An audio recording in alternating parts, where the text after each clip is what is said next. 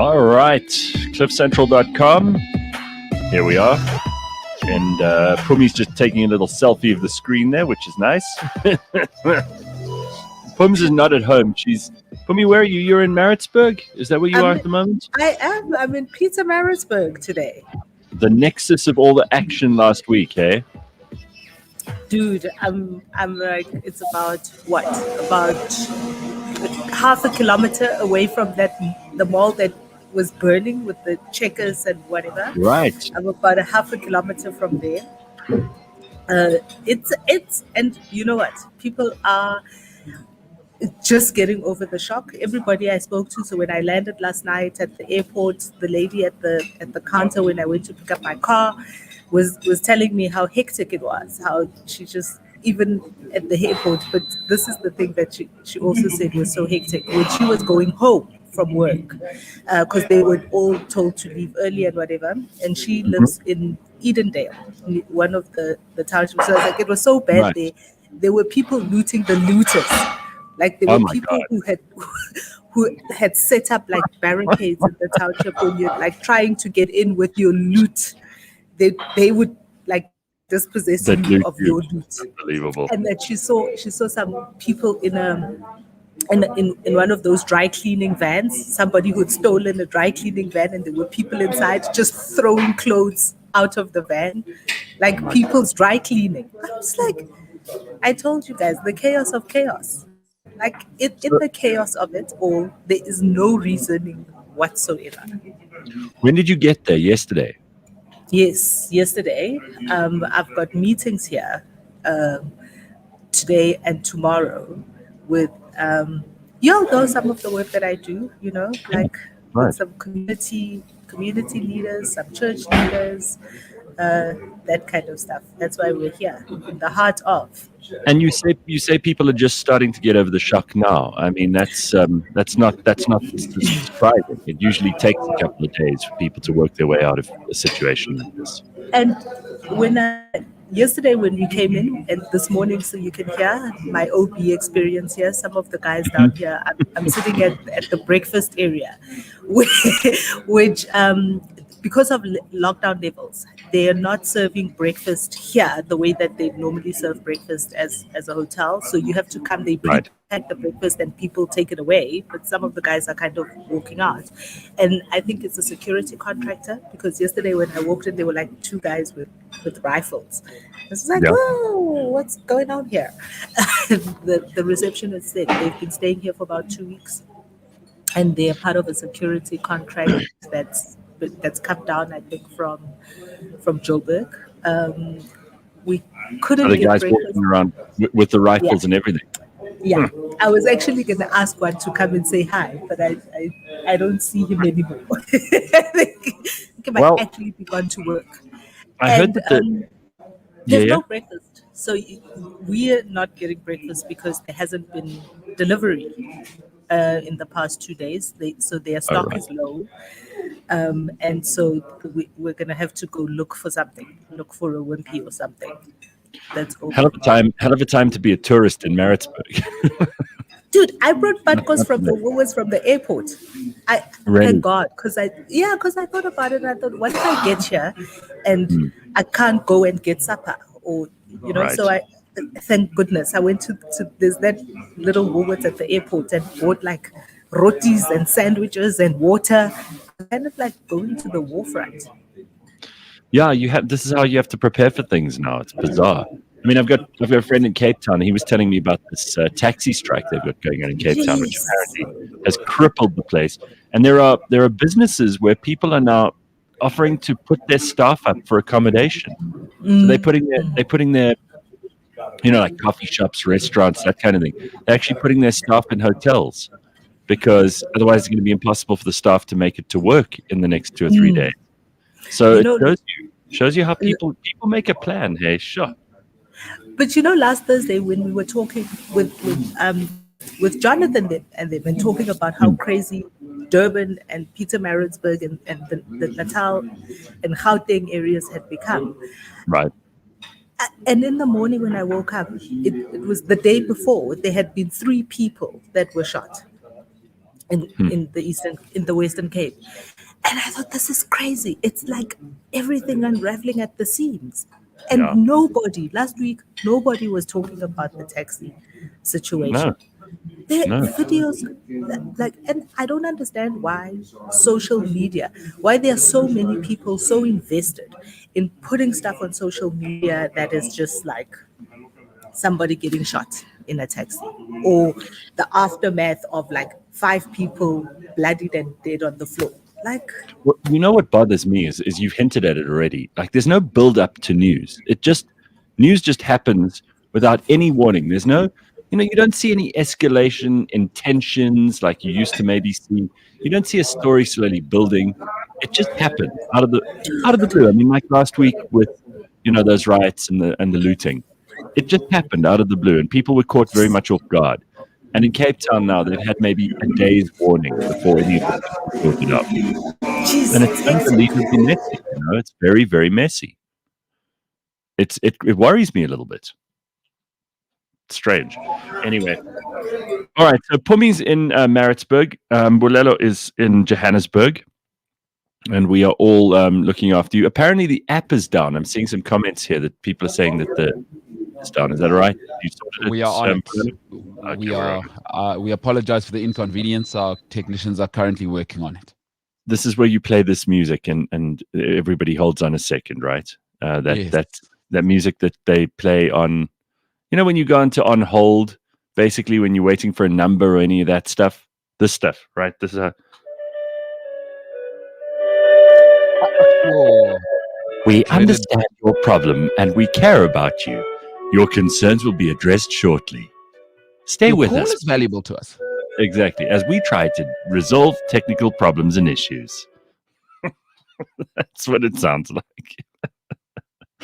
All right, a couple of questions and comments that are coming in already.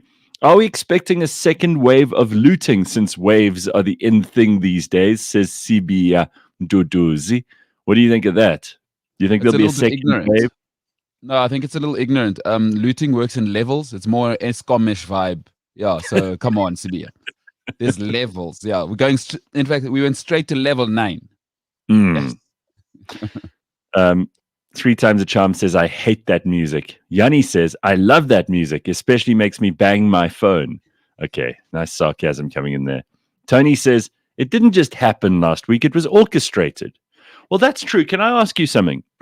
Before we get to the burning platform, which we'll obviously get to a bit later on in the show this morning, we're going to be joined by Bulelani Balabala, who's our man on the ground in Tembisa. And he was part of watching this devastation that has made itself evident in places like Tembisa. He's a small business owner. He supports other small businesses. We're going to find out what this meant to the people there, because we're talking about shopping malls and things. The reality is that a lot of these shopping malls are insured, and what's going to happen, and I'm not making an excuse for looting, but they're insured, and what's going to happen is they're going to be paid out, and then they're not going to put that money back into rebuilding the shops. They're going to take the money, and they're going to shut down the shops. That's what many people are going to do. But the small business owners are going to live with this for a long time. And I thought it would be a good idea to talk to Bulelani. We've also got Mike Schussler, who'll be joining us for the first time on the Burning Platform. Mike Schussler, the Economist. And we'll talk a little bit about the longer term impact of all of this on our currency, on our economy, and on the business community, what that's going to mean. So very much a business focus on the Burning Platform this morning. And Pumi will be joining us for that too. But here's my question. The news media have been saying for the last week and a half, or week at least, that they have found the kingpins. They found the guys who are behind this dirty dozen, right, that they've been talking about.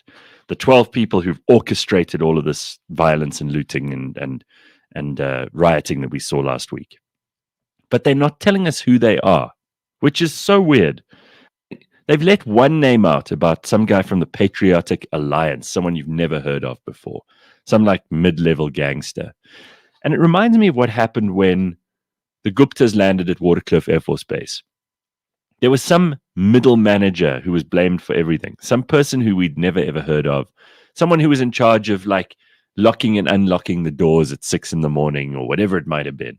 It wasn't the most important person there. And I just am sick to death of the secrecy the ANC have got to let us know all their secrets now. Because if Jacob Zuma doesn't, then Cyril must. And if Cyril doesn't, then Jacob Zuma must. And all the people in between, all these small anyana skeletons have got to pour out of the cupboard now. It's enough already. Who are these people who were orchestrating this? And why can't they just tell us? The ordinary people of South Africa deserve to know who the government and the intelligence services think the responsible people are. Apparently, they've been charged in court. We don't know any of the details. I've had it with the secrecy. All right. It's enough already. Stop. We don't believe you. And unless you start to be totally honest with us and you start to play open cards with us, we are not going to take you seriously as a government anymore. Am I wrong? Is anybody else in the same position? Stop with the secrecy. Stop with the lies. You're not in the struggle anymore. You people of this country who pay your salary as the Minister of Police or the Minister of Intelligence or the President of the Republic deserve to know who these people are. All right? How about it? What do you think, Booms? I've been brewing a conspiracy theory, right? Oh, Because here we go. depending on who you ask, whether Ayanda Dlodlo, Begitele, Cyril, no, They all say Siziwe Mapisa, everybody's got a different experience correct. of what it is that happened. So I have a theory. My theory is that there probably was some kind of conspiracy and insurrection bubbling, but it's not coming out of the ANC. I don't think the ANC can organize a piss up in the brewery. So I think it's someone more. What they want my background sound to be louder. No, guys, I'm sorry, man. It's like an OB. Get with the program. People are like living here. No. But I'm bringing it from the front. Don't worry about Greg. There's always something going on with Greg. All right, so let's talk about this theory of yours. So you say that the ANC is so disorganized and in such they can't actually organize an insurrection or a coup or an insurgency. Yeah, because think about it. If you organize an insurrection or a coup, you have an end game, right? You want to either overthrow the government because you want to install someone else. Right. Like what's their game? They want to overthrow Cyril and then install who? Another faction of the ANC. Come on, Right. right? They're in power. Okay, I got you. But I do think that there's something sinister going on, and they don't even know about it. And I think it's probably got to do with I don't know, like nuclear energy. Like it's something like that. The Russians. Like the Russians that's haven't why got their nuclear deal across. That's why Didi Mabuza is over there at the moment. And they've kidnapped Didi Mabuza, but here's the other part of it, right? They've kidnapped Didi Mabuza. They were going to kidnap the least important cog in the machine. I mean, that's really going to stop us dead in our tracks. Hold on, everybody. We can't possibly carry on because Didi Mabuza isn't here. Please. No, they've kidnapped Didi Mabuza and they're keeping him. Because where is the man, guys? Where is the man? He's been gone to Russia for like this, whatever this poisoning story is. Like, what kind of poison is this that takes like 6 months to kick in? Right? I'm telling you. So he's hauled up in a basement in the Kremlin somewhere. Yeah. And they're just creating all of this chaos here. So as the ANC is like hitting each other, like they literally are running around like headless chickens, bumping into each other, then they're gonna like go, the best thing as the people are like, the ANC is useless, Cyril is useless, we don't want Jacob Zuma back. Everybody, like, nobody is available, and then everyone's going to be like, but that guy Didi Mabuza, he hasn't been part of this mess, he hasn't been part of all of this, he's been quiet, minding his business, maybe he'd be a good like caretaker. Then the Russians will like, because now they've tortured him in the basement, and he's going to come and do everything.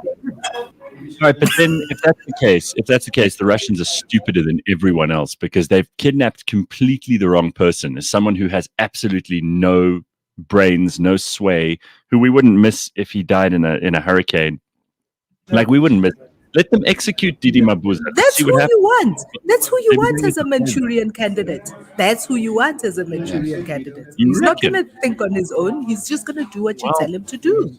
You're not even the first person to say this, because I actually got a WhatsApp from someone yesterday with more or less the same thing about Russian nuclear energy, Rosatom, and that's why Didi's there. And you're not the only one who's saying this, Pumi. I'm not saying that you're not crazy, or that the other person who told me this isn't crazy. But everything is possible with these idiots we've got in charge right now. Everything is possible. So no conspiracy theory is dumb. They're all valid. Yeah, and that one's not crazy because back in the day, No. like if royal families and if you wanted to make sure that someone keeps a pact, is you would take their first son, and the son would live with the other sort of Right. kings. Yeah. So when we've seen this before in history. Ransom. So yeah, that's it. Yeah. So Mabuza of all people, I mean, really, who knew? If he's playing an important role in all of this, then I say let them kill him. No problem with that.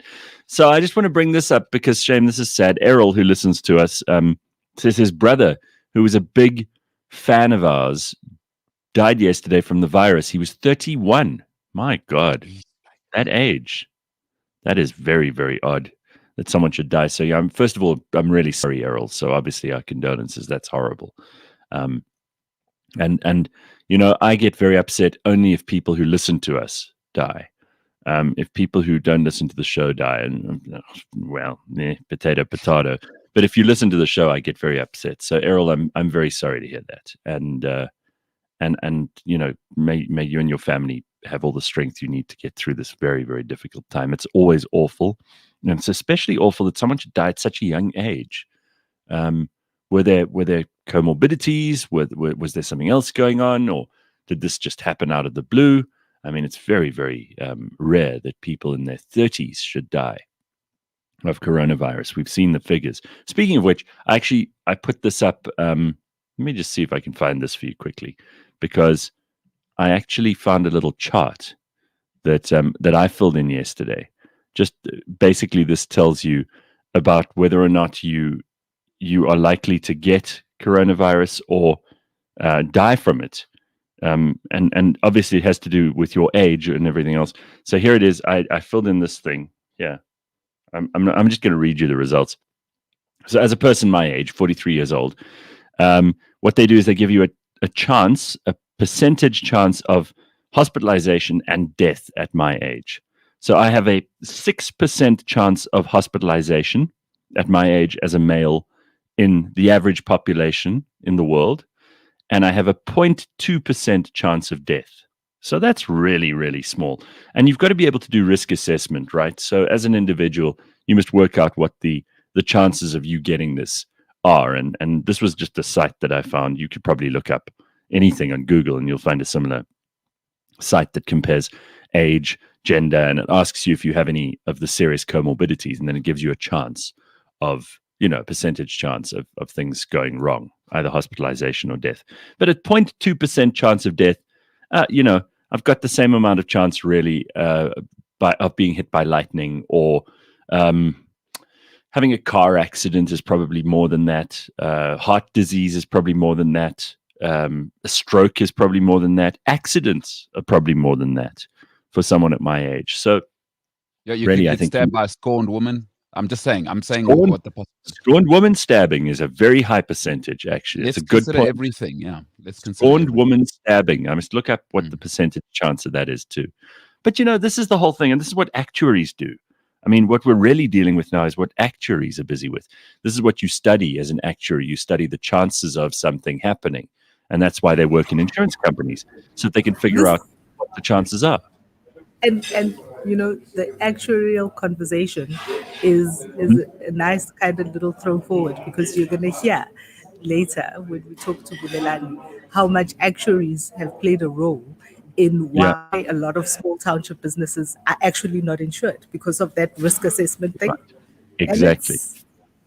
Well, I was talking to somebody, and I will move on from this political stuff for a moment, because we're going to be focused very heavily on it during the Burning Platform. But I was speaking to somebody the other day who has owned a shopping mall in the townships for a long time. He's probably owned it for about 20 years. And now he's really pissed off because his township mall was looted and mostly destroyed, and there was a lot of damage, arson, and all the rest of it. And he wants to get out now. He wants to cut and run because he's had enough.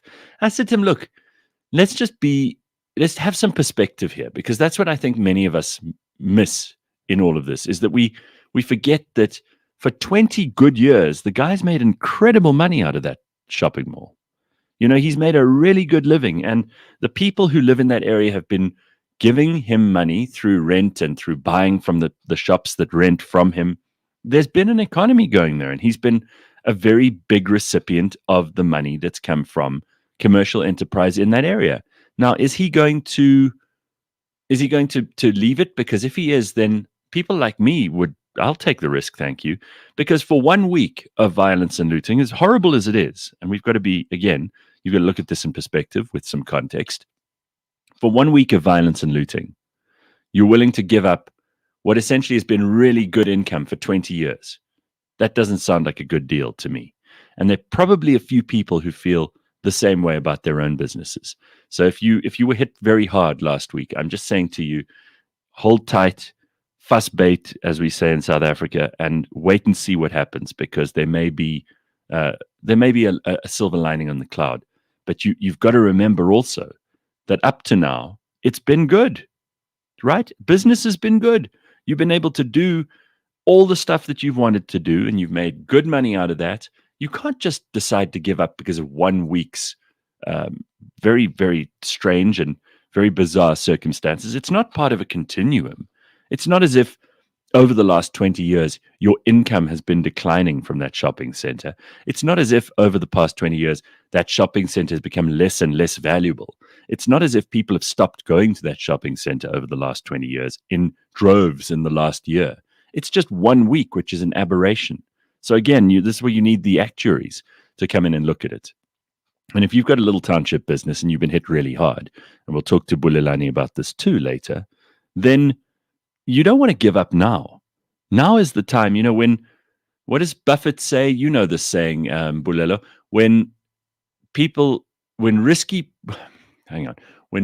high, buy. And when, what is that? What does that say? It's like opportunity. Yeah, he's basically saying when things are really, really looking difficult and dangerous, that's when you buy.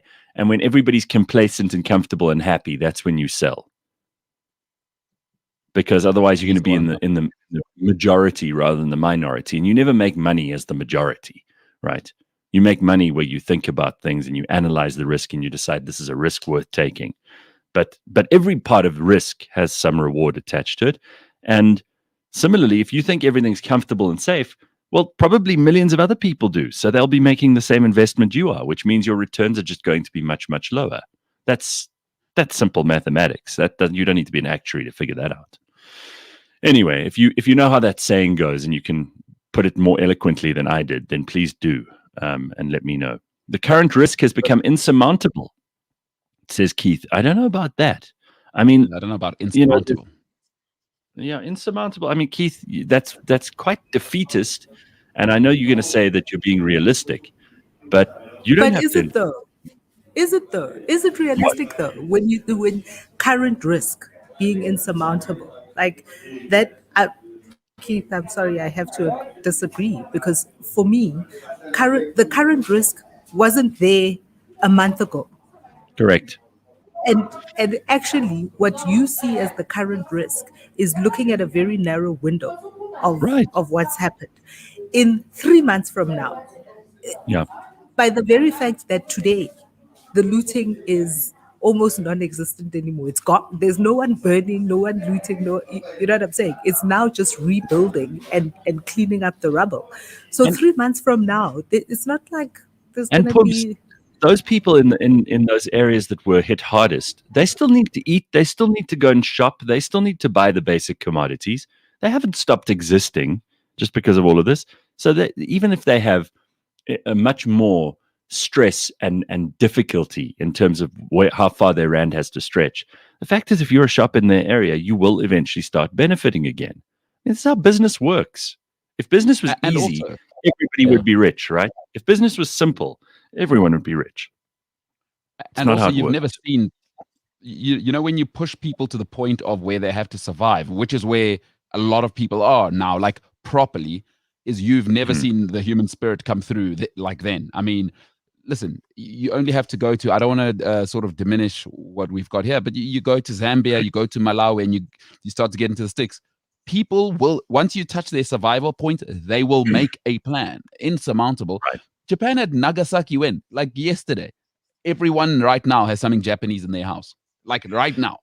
You want to talk about insurmountable? No way. You've brought up Nagasaki twice this week, Bulelani. You're a little bit It's the obsessed with it. Olympics. Well, I'm caught up, Gareth. The You're land of caught the up in rising the- sun has sold me. That's true.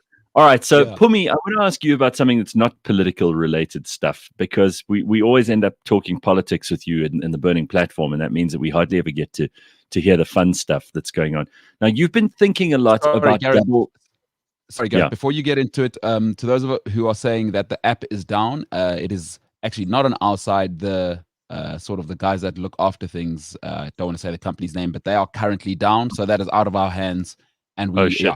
Okay. we are in touch with them. So that's just an Uh-oh. update there for those. All right, yeah. let's try and figure that out. We'll see what we can do from our side, obviously.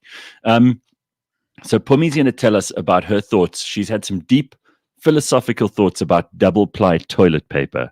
And this is an important thing. I used to have single-ply toilet paper in my house. You're a monster. I know, but I used to put it out in the guest bathrooms and in my own bathroom. You know, it's a little bit kind of Spartan. It's it didn't bother me though. I never really worried about whether it was double or single ply. And I got complaints from my then girlfriend. I got complaints from everybody else I know, and people were furious with me that I should have the temerity to put out one-ply toilet paper. So I don't understand this furore. I don't understand the fuss. I mean, now I have double-ply toilet paper because people complained so much that they thought I was a monster, like clearly Mbolelo does. But Pumi, what are your philosophical thoughts on double-ply, especially now while you're in a hotel? Listen here, how much did you actually save? How much did you actually save on this? And this is actually, this thing comes to me every single time. You know, we're in a new office building, and I ask myself, like, that the landlord in the bathrooms has single ply toilet paper. It is ridiculous. And so then I thought it must be some kind of cost saving thing, but I can't see. And why? Why must you? You know, we are subjected to so much crap in the world, as it were. So much that just So much double crap. ply toilet paper makes. You know, double ply toilet paper. It's a small thing, but it's a big thing. It's a small thing, but it's a big thing, really. Because, Massive thing. dude, is it really luxury? No, I think it's an essential item. And I don't know. I mean, I'm interested to know about boys. I know girls, we kind of like, you know, we need the double ply for, we use toilet maybe paper quite a see. but I don't know. But still, how much do you really save on that single ply? No, for me it wasn't about saving when I was using the single ply. I didn't really care about what kind of loo paper I was using. I mean, listen, just remember 1 or 2 generations ago, there was no such thing. We're not talking about hundreds of years ago that toilet paper's been around for hundreds of years. People used to use a sponge in ancient Rome. I mean, you can imagine using a sponge? Jesus, that's got to be insanitary. We've used toilet paper for maybe 100 years. Okay, not much more than that. Now, if people like me, who I see lots of people saying I'm a Philistine, what the hell's wrong with me? Look at Carl. Carl says, Gareth, what sort of monster has one ply? You have 2 hands and you put cream on them. You have 1 asshole. Look after it. All right. Okay. All right. People just use more when the paper's thinner. That's a good point from Eliteria. If you are into cost saving, people are going to use more if you give them the crappy stuff, if you'll pardon that pun. Nico says, good crap, Gareth. Life is too short for 1 ply. For someone like me who cucks up to 3 times a day, I can't live without 2 ply. you shit 3 times a day? That doesn't sound like you've got it's not a healthy bowel. Maybe he's eating figs. Maybe he's eating figs all day. You don't know this. That's the food. That's the food emperors. You know, those figs But also there's triple I now for those that really want to live their best life. That's true. There is three Yeah, there's ply. triple I now. If you really want to sort of ascend from Neanderthal into human, triple I. Well, I'm You a see, Neanderthal. Andre talked about. Andre, yes. He says toilet paper is disgusting caveman technology. According to Andre, he uses wet wipes. Oh my God, Wow. really? Okay, that's Are next you? level. Can you throw those down the? Those shouldn't go into the loo. Surely it does. It doesn't it create problems? Wet wipes. No. Okay. All right. Yanni says all these people complaining about single ply toilet paper. My grandmother used grass. Mm-hmm. Mm-hmm. Mm-hmm. Mm-hmm. Here in Switzerland, says Sven, you can't buy single ply or double is hard to find too. So what do they use? 3-ply in Switzerland? Because they live in it. Yeah. A 2-ply is essential. This is how people are talking about this. It's essential, huh? That's amazing. You can't mess with people who say that's essential. When your finger pierces that single ply, icona, says Obi Kenobi. Our local kiosk is making a killing, probably more than Spar at the moment. Yeah, you see, that's to go back to the business. That's probably where the people who are willing to take the risk, they'll make the money. In Switzerland, they have a dispenser that only single bits come out. It's like one block at a time. Ugh, that's ridiculous. I'm not a fan of double ply. This is finally someone who sees it like I do. McGowan BB says, it's too slippery. I like to get into the grooves for a good clean that only single ply offers. Actually, the Arabians have the solution for you. You need the hose pipe and then 2-ply just to, it's like cleaning a car, you know? I've always said to my Arabic friends is the water's not enough because you can't just clean the car like that. Otherwise, you still need to, you know, rub. drops. You have to wipe the drops. Gail says, if you have a septic tank, which many people in this country have, 1-ply is a much better choice for the system.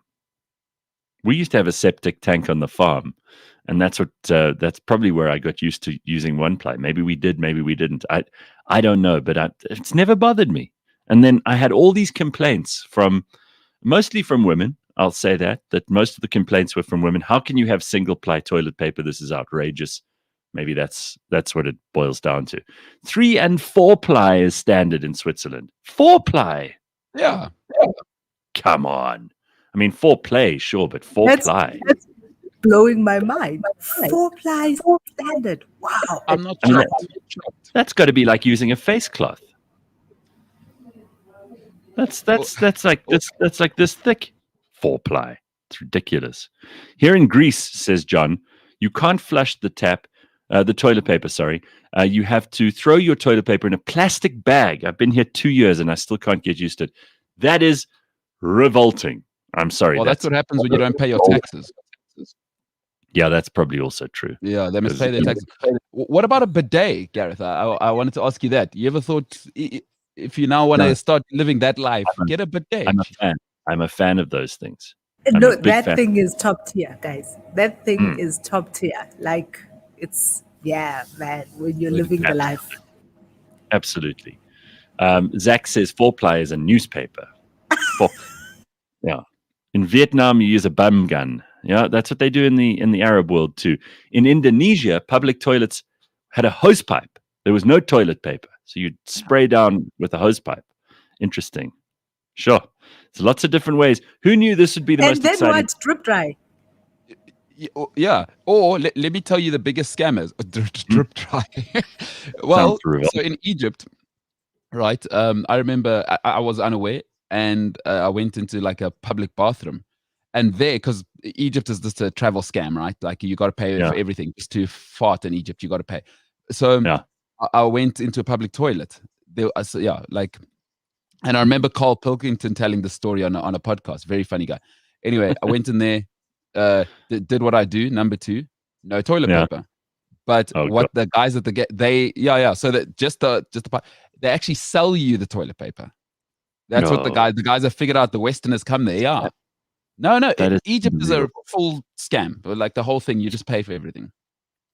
So listen to this. Good Stuff says, My dad told me in the army, they would only get a few pieces of toilet paper. They would fold it into a little triangle and then use it. Yeah, I don't know if you've seen. I don't. Have you heard how they did it? I don't know. I don't know if you want to hear these. So, you put your finger. You put the finger through. You wipe. So you've got the toilet paper like that, and then you wipe the brown stuff, and then you clean your Oh my finger. God. And then what they used to do in the army, so obviously for tracking, is you have to bury it. You have to bury it so that Otherwise, if you just poop anywhere, obviously, if they're patrolling, they can see that there's human beings in the area. Yeah, it's quite an interesting thing. I remember reading. Charles says, guys, some of us are having breakfast, but then quite rightly, Cabello corrects Charles and says, you can't have breakfast and listen to the Gareth Cliff Show, Charles. There's an experienced man in Cabello. All right. Elaine says, I was once on a yacht in Croatia and there was a hand shower only in the toilet. Didn't really know what to do. See? This is very important. We need more clarity there, Elaine. I am not sure. What hand shower in the toilet? What is going on there? One of those, it's like a pipe with a shower head on it, and then you'd use that as your. So they have that in parts of the world where it's kind of like a portable a bidet on a chain, basically. That's what it is. Wow. Hold it. Pull the tip off. The tip is for cleaning under the fingernail. Oh, that is disgusting. That's from DK. Oy. That's revolting. All right. Enough lavatorial shit for one morning, literally. Let's get on to it. There are some headlines that we need to pay attention to this morning. Let's take a look at what's actually happening in the world. On the 22nd, the 22nd, that's what the day is today. So apparently meat was looted in eThekwini and it's not safe for consumption. Surprise, surprise, because it's now been a week and a bit. So if you're going to eat meat that was looted, then you're going to get very, very sick. The eThekwini municipality has issued a warning to the public not to consume meat and poultry products that were looted at the Sequence Cold Storage Warehouse in Hammersdale. The city said its environmental health department inspected the facility and found that the meat products could potentially be unsafe to consume. These perishable meat and poultry products were not being stored and transported at the correct temperatures. So I suppose Darwinism will take care of a few people. I don't feel too bad about this. I don't know about you. And this is what Duduzane Zuma meant when he said you need to loot responsibly. If you're going to loot, meat will go off. Correct. The IEC says it needs to consult on a possible delay of elections. Now, why would we need to delay our elections? There are other countries where there's been no delay in elections and they've had as much difficulty in dealing with coronavirus as we have. These riots shouldn't result any postponement of the elections because they are seemingly under control now. It's more or less sorted out. Right, Pumi? This sounds like an excuse. I mean, why the hell are they talking about the elections being postponed? This is playing right into the hands of certain political interests. And it seems to me that Glenn Mashinini, who is the CEO of the IEC, the chairperson of the IEC, the Independent Electoral Commission, he must get his act together. Sort your people out, Glenn. Do the hard work that you have to do in the IEC and make sure that this gets going. If we could do our 1994 elections, then why the hell can't we do these? Right? And Gareth, there really is no need to be postponing the elections. I think this is the opportunity for the guys to become innovative. It's an opportunity for the guys to leapfrog their archaic systems. I don't think that. I'll be very interested to hear what Judge Musaneke comes out with when he puts out his report. But I'm not sure if we need to be postponing elections. People must lose the election. Well, exactly. That's probably why they want to postpone. They can see the writing in the wall. Especially now, where people are still feeling their anger, where people are still feeling kind of. This is when change happens. That's why we must have the elections. For what? Absolutely. For what? No, we've got to get on with it. There's no excuse for this, and nobody's going to buy it. UCT is the first place to launch in Africa an online high school platform. This is very, very good news, and well done to UCT. Apparently, the University of Cape Town is offering an online high school platform. Vice Chancellor Mamokgethi Phakeng said that the announcement on Wednesday morning was a major education milestone for UCT, for South Africa, and for the continent. In collaboration with education technology company Valentia Institute, UCT will be offering a CAPS-aligned curriculum for learners in grades 8 to 12. The most important tool every South African needs is affordable, quality education that will qualify them for employment or for a university degree. That is the only way we will close the inequality gap in the country. This is a necessity not only for the university sector, but for everyone in the country, said the Chancellor of the university, the Vice Chancellor, rather. So that's good news. And for parents, oh my God, I have to tell you, and Pumi, you probably passed this point as well. My sister-in-law, we all had like a family pizza night on Tuesday. My sister-in-law was finished. She says she's over it. She has stopped even making the effort with the children when it comes to having to do all this homework and all these tasks. She said she's a shit teacher. She's accepted that she can't do this. The kids' handwriting is deteriorating. The eldest one, she said the youngest one can't concentrate for more than 5 minutes. She doesn't know how other people get it right. She doesn't know how teachers do it, but she says she cannot do it anymore. Now, I wonder how many parents are also past the point of no return and are just exasperated with this home education thing, right? Horrible. Guys, you must appreciate the teachers. Now we appreciate teachers. Ne? Now we appreciate. And also, now we actually get to appreciate what horrendous little monsters kids are. Thank Like when you. you actually have to spend so much time with them. Like they don't know how to write their names. They don't know. Oh Mhm. God, it's. I'm telling you now, guys, and that's why we must even appreciate the smart people you have around you because they survived like out of. Because a lot of people actually haven't grown much from that irritating little person that they are. They're just a Mhm. bigger irritating person. So then now you must appreciate the people around you that are smart and nice and thoughtful and all of those That are things. moderating your lack of civilization. Listen here, people must go back to school. I am every Mhm. week when they send that thing from school that says, like, we're doing a survey, how many people are ready to go back to school or want to go back to I'm just like, send them back to school. You must rig the vote. You must rig it. You must you must put more ballots Yay. in. Yeah, and you must rig it for them to go back. Yeah. Why are people? It seems to me that a lot of teachers are reticent to go back because we know that this isn't a major risk to kids. So kids are not the issue.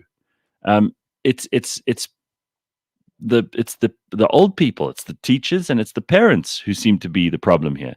Kids are desperate to go back to school. Am I wrong? I think kids are desperate to go back to school. They want to be with their friends. Also, they don't want to be with their No, parents. They don't want to be with old I don't know. people. Right. I don't want But to miss my chance here. Sorry, Pumi, I think you've made a great point. Now, you parents, and I've gotten pushback before. Now you know what I'm saying. Don't bring your kids to nice restaurants because now you know what monsters they are. So I was right. It just took you a little bit of time to see it. I don't want them there when I'm paying 400 Rand for a steak. Take them to Spur or whatever. Stop bringing them to Mhm. nice restaurants. This is awesome. Thank you, Pumi, for saying what you're saying. Now you know your kids are monsters. Fantastic. wait, are people paying like 400 Rand steaks for their little people? Oh, That's that wasn't the like point. what? No, no, no. That is a real point. Like people are taking their kids to restaurants that, like, no ways. Uh, I've left Like two I'm not spending restaurants. that kind of money.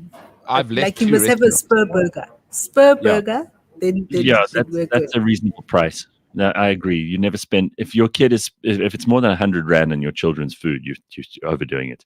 Anushka says, "Yes, people, this term was no joke. 1 out of my 3 daughters failed the term. Schools open next week. All the best to all." Yeah, listen, some of us are not teachers, eh?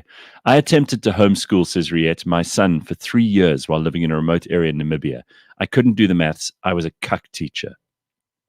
Yeah, that's also a good point. Homeschooling, says Mandia, is ruining my relationship with my kids. See, that's the truth. Yeah. Yeah. And Eleutheria says, my nephews are young enough that it won't affect their outcomes long term. Tell her not to worry. No, it Well, will. It will, will. because these are It the will. foundation years. These are the Yeah. years where you actually have to get shit right. Like Yeah. this is where you learn to do all the stuff so that later you're actually learning the content. You're not busy with the basics. These are the years that it's gonna fuck it all up. Mhm. ECD. It's called ECD. Yeah. Early childhood development. DK says teachers are hurtful. My daughter is now teaching internationally online. It's double the salary. Yeah. See, that's also the problem. Is what motivation is there for them to go back to the old ways? Right? There's no Yeah. motivation for a teacher. What is a teacher going to benefit by going back to school now? Let them be little shits, says Ali. Imagine being born without your consent. That's the only thing we're supposed to be grateful for, and we have no say in. Sure, Ali, we're going straight to the there's a Tachos. there's a professor that you need to hear from in Cape Town.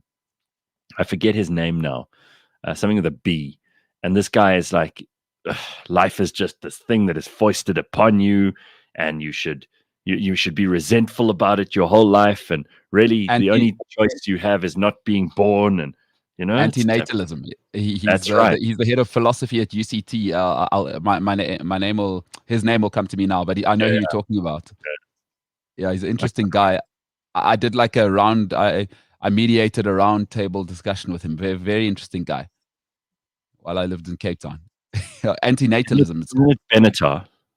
David Pro- Benatar. I think it is that's right, Benatar. David Benatar. Anyway, he's the guy you need to. We need to get him on the show actually to talk to Yeah. him. What an interesting philosophy that guy has. All right, so schooling has become an artifact since children have cell phones. That might be true as well. That's the thing, though. I think that's the one thing that for me has come out of this whole experience is really out is school still. I mean, the system of school was created Yeah. so that people can sit down and work in factories, right? It was because of the mass Correct. The industrialization Industrial that Revolution. it was. Is it still necessary? Is it still necessary to learn in that way?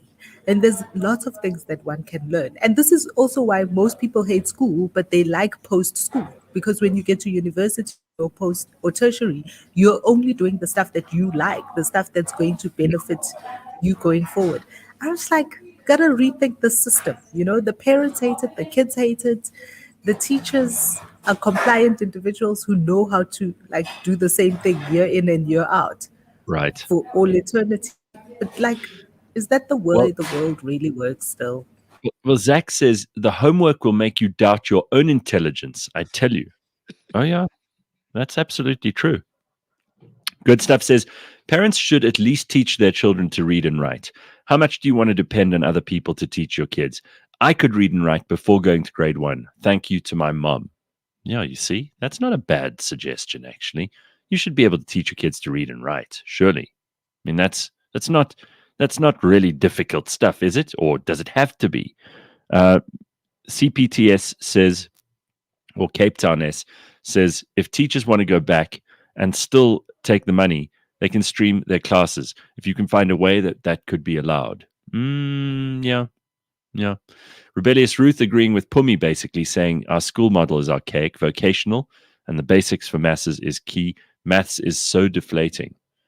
Yeah, but you need to do that. Someone also bringing up David Benatar. Thank you very much, Alexandra. Whenever I hear people say, yeah. Do maths. Do maths. The next time I hear somebody, oh, bro, Pythagoras' theorem. When am I ever going to use that? It's get the hell out of my face, you moron. You're not going to be able to figure out how to You need think to when you're understand. 21. Yeah, logic. You have logic, to. Logic would be good. Logic would be a good subject to teach. Do maths. Correct, and maths teaches you that. If kids don't go back to school, who will be just smart enough to operate the levers of the machine? That's exactly right.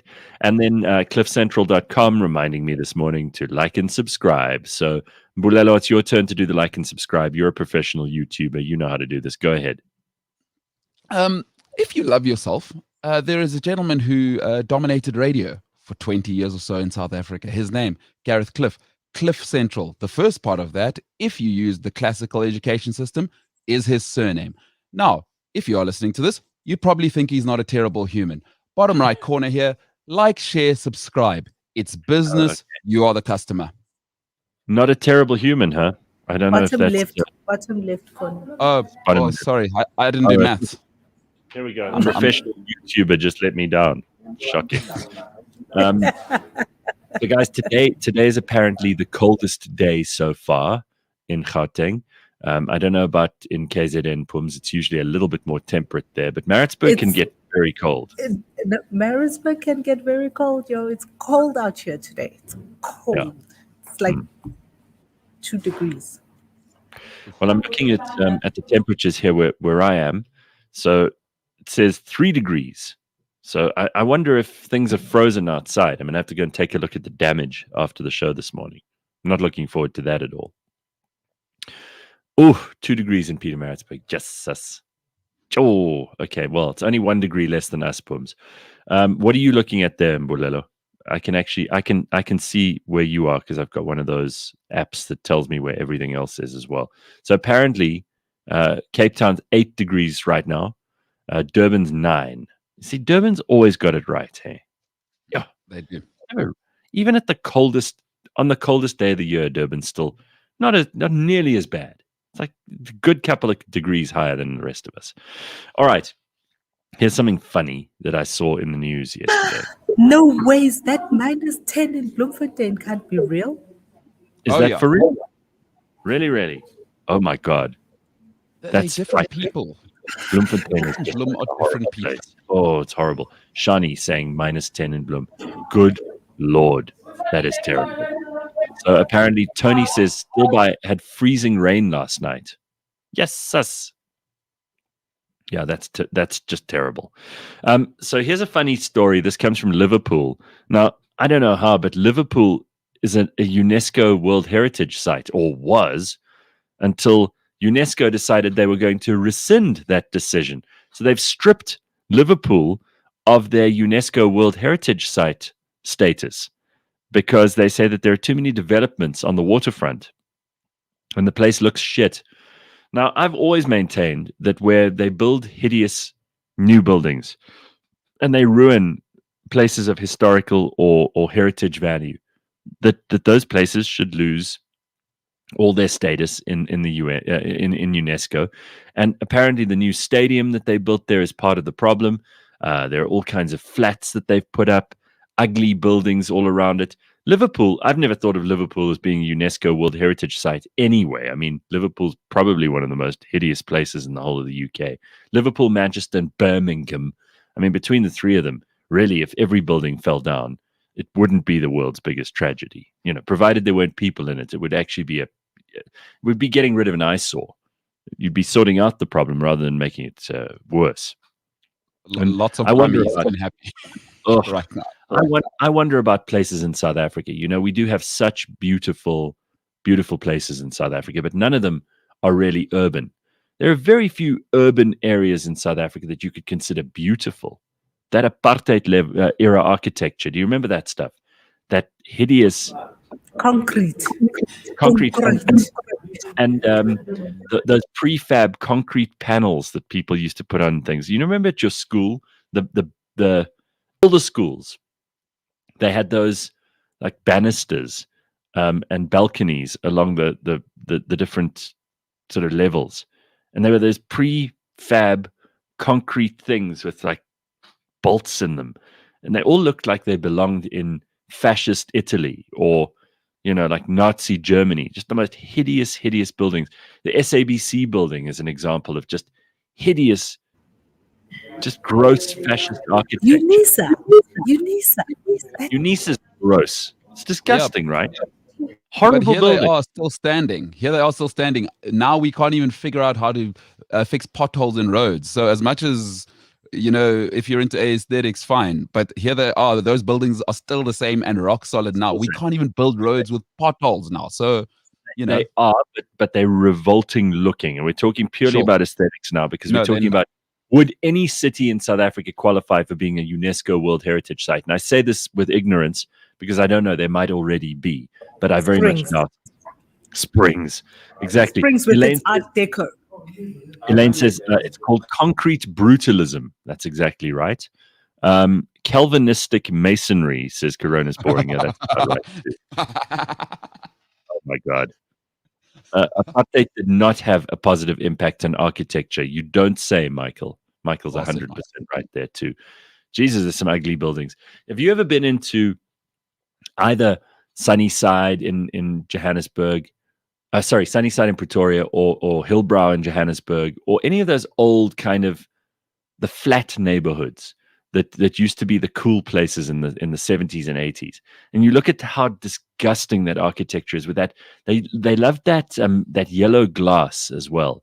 That yellow kind of the glass you can't see through. It's almost like it's glass that's been tempered or blown differently or something. You know the stuff I'm talking I know about. exactly what you're talking That about. hideous yellow glass, which is so goddamn depressing, and tiles with like specks in them, and that hideous concrete everywhere, and these dark little corners and dark little rooms, and it was almost as if they wanted to depress the population when they decided to build these things, because it wasn't as if it was necessarily cheaper.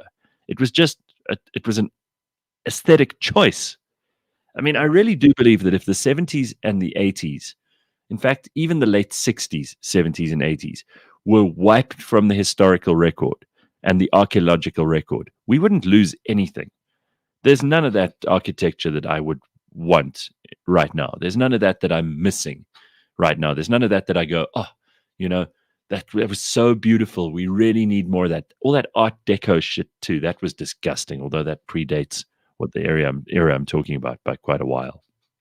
Horrible. UNISA building looks like a sinking ship, says Cabello. Yeah, and these days you could argue that it is. The warmest day in Ireland, coldest day in Gauteng. Opposite poles are on a mission. Yeah. Not nice in Johannesburg today. Michael says, don't wipe away the music of that period. No, I agree. The music was the best, but the architecture was horrendous, especially in South Africa. The glass. Well, I was going to say, if you've been to Germany, listen, you know what I think of Merkel, and I don't mind the Germans, but they are maybe worse than us. It is, and that's on both sides of the old wall, by the way. It's not just, people will obviously say, oh, it's just the East. Yes. No, Germany, No. the architecture, and Pumi, of course, she'll know, having been German educated. They are functional and, wow, revolting. It is. But it's also because so much of the German heritage architecture was just bombed into dust at the end of World War II. So they had to rebuild everything new. And because of that, a lot of it was 60s, 50s, 60s, and 70s. And it's really bad. There's nothing about that stuff that I like. So here's Zach trying to stand up for that 50s, 60s, 70s architecture. Zach saying that glass actually works wonders against the sun, G. One-way mirror type of effect. Yuck. The Avo green color scheme that they used to do bathrooms in. Yep. Yo. Where you got the bath and the loo and the basin in that Avo green color. Ugh. Makes me sick. Oh my God. Hey, and beige, then those tiles. Those tiles with the pattern in it. patterns. There was It's like also a that flower. orange and brown. That orange and brown combo. Ew. Orange and brown. I mean, you really need to be some kind of masochist to want to make your bathroom orange and brown or avo green. You need to have your head red. Who came up with that idea? You know what it reminds me of? That the depressing opening credits of Achter Elke Man, or those kinds of shows. That's what it reminds me of. What a horrible time. Ugh, really, just ugh, so awful. And school, it reminds me of school. Anyway, What not the the hell best. is After Alkaman? It sounds revolting. It was a TV show for me that was terrible. It was on SABC. Very depressing. Anyway, we're going to get to the burning platform, which is next. It is 7:00 already. I can't believe how quickly the time's going this morning. The burning platform, as always, brought to you by Nando's. And this morning we will be joined by Mike Schussler. We'll be joined by Bulelani Balabala, and we'll be talking mostly about business and the effects of last week's chaos on business. We'll be talking a little bit about the overall lockdown implications for business. And we'll be speaking to two people who we haven't had on the burning platform before, but who've been sorely missed, Mike Schussler and Bulelani Balabala. Pumi Mashigo will join me in the next hour as well. And of course, we're doing it for you, so you're most welcome. Join us in the next hour of cliffcentral.com for the burning platform. Stick around for that and a whole lot more. Don't go anywhere. Hang on, where's our? Hang on. We don't seem to have loaded this break, Bulelo. Don't know where it is. I'm gonna go look for a quieter place. I got it. Found it. Got it. Cool. Okay, cool. We'll see you now. Do you suffer from collectivism? So I collect pretty much anything creepy crawly. Do you have an obsession with objects? I've really just started loving vintage Rolex watches. Are you a fanatic, a devotee, an aficionado? Is it a bit over the top? Definitely. Do people walk in and go, what are you thinking? Yes. Cliff Central dispenses a weekly dose of collectomania. Join me as I talk to compulsive collectors. Fascinating. He sold it to me for R1 million. That watch eventually sold for R8 million. Possibly a little weird. The tarantulas are definitely by far the most impressive. Collectomania, Mondays on the Gareth Cliff Show. Brought to you by SA Gold Coin Exchange and the Scoin Shop.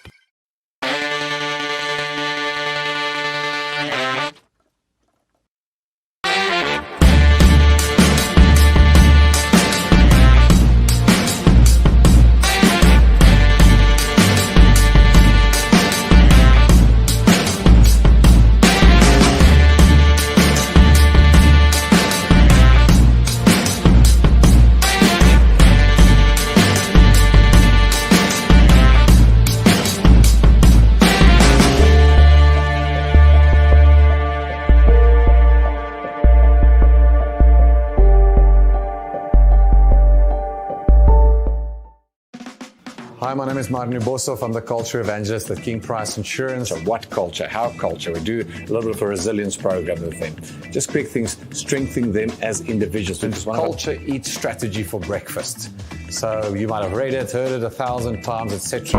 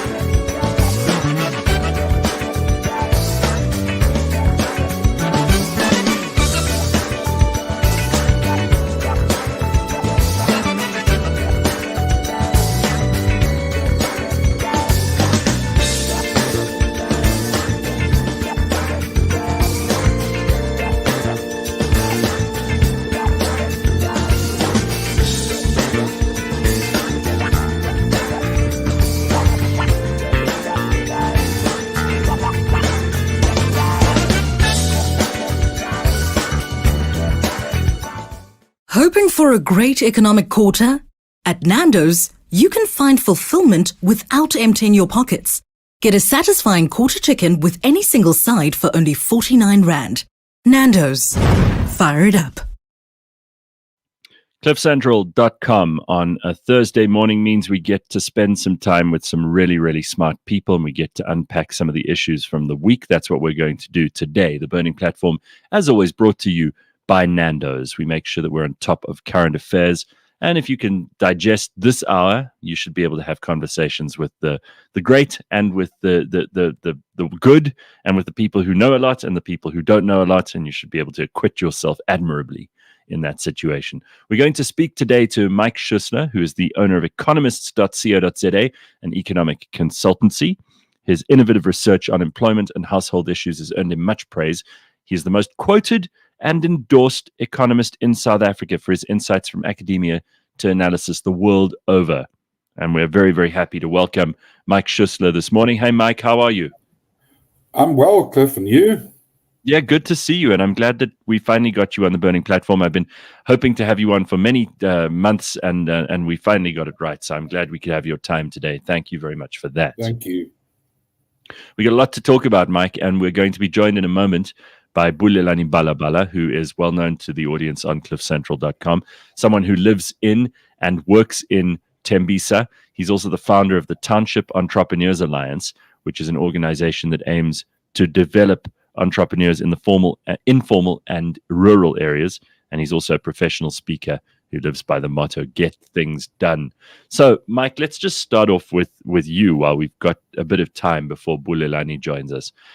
Mike, there's no doubt that there are a lot of people who are very negative about things at the moment because of the events of last week, which came out of the blue. They took many people by surprise. Many businesses are still counting the costs. Some people are reeling from this. I mentioned to Pumi a bit earlier that if you've had a township shopping center and you've been making good money for 20 years, and there's been every reason to believe that those businesses have done very well. And if you're the landlord, for example, and you've been dealing with arson and all the mess of last week, it's quite understandable and acceptable for you to have the knee-jerk reaction that, okay, this is a disaster.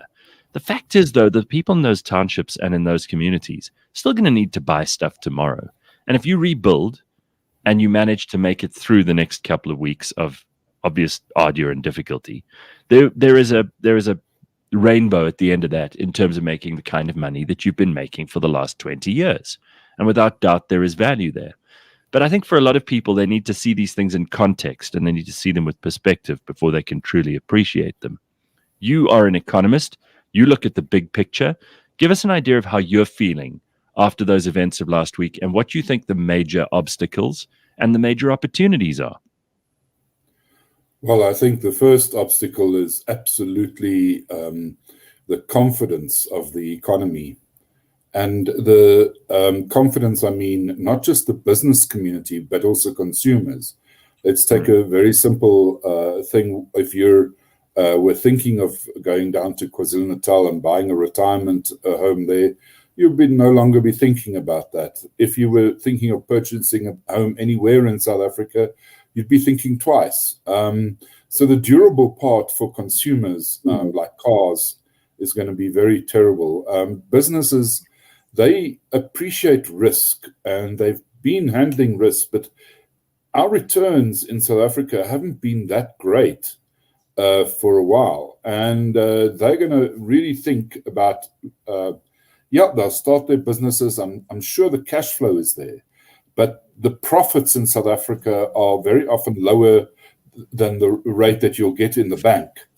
So for me, I think it's going to be a very difficult time period as we adjust. And the amounts lost, we're still trying to figure it out, but it's probably between 60 and 70 billion rand, which is a lot of money. And yes, Sasria will make up a bit of it.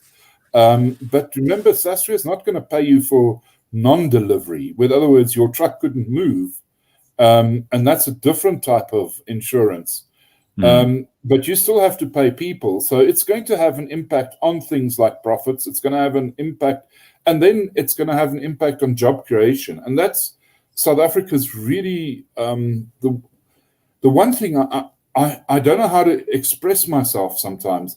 But if you've got an average unemployment rate in a country for 25 years, which is now at 26%, I cannot find a country in the world that has that sort of unemployment rate for so long. And it is, we often get like Greece, went way above us with their financial crisis, but they're back at 15%. We've, in the meantime, gone from where we were at 26, 27%, and they beat us and they went about 28%. We've gone to 32.6% in a decade. So, we need to appreciate this unemployment situation. And the only way that we can create employment is if businesses invest, because investment means a new job. And the investment of business will only happen if there's profits, and those profits must compensate for the risks. We've just pushed up our risks with the riots, and we've pushed down the profits, if I can put it that way. So in the longer run, I think we are going to struggle. But we will rebuild, let's put it this way. And we'll fall back into the same trap where we create some jobs, but never enough.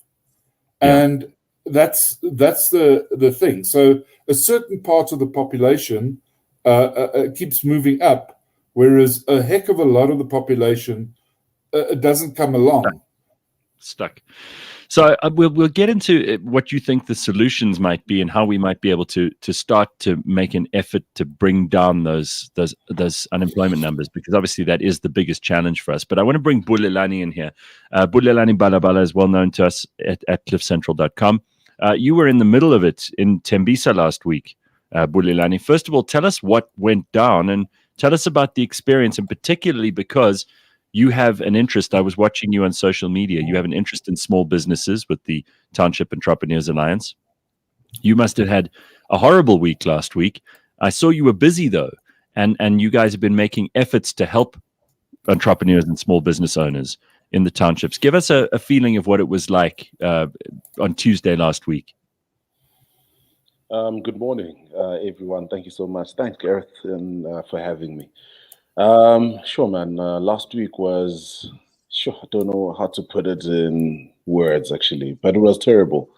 I think it was a terrible time. It was, it was something very strange to experience. But I think also it's been a build-up. It's been a build-up of things that we've been mentioning consistently. I think in our engagements with departments or government institutions and the sorts, right? And I guess to a degree with some corporate entities. And I think you sort of look at the eagerness in this time to sort of help these entrepreneurs or businesses that have been impacted by, the riots, especially from a corporate perspective. And I think I was sort of still on the back of that. I think it's well received on our side, but it's 18 months in a pandemic, and reluctance to participate. I think more especially from government, because you sort of ask yourself, in the past 18 months, where has the Department of Small Business been? Where is CEDA? They're almost non-existent. And I think they are sort of limited thinking in and around the fact that the only way they can help is with money is very problematic, because I think as a government institution that is supposed to be regulating and managing and also facilitating the affairs of businesses, rather small businesses within the country, they should be playing a role in terms of spearheading that conversation.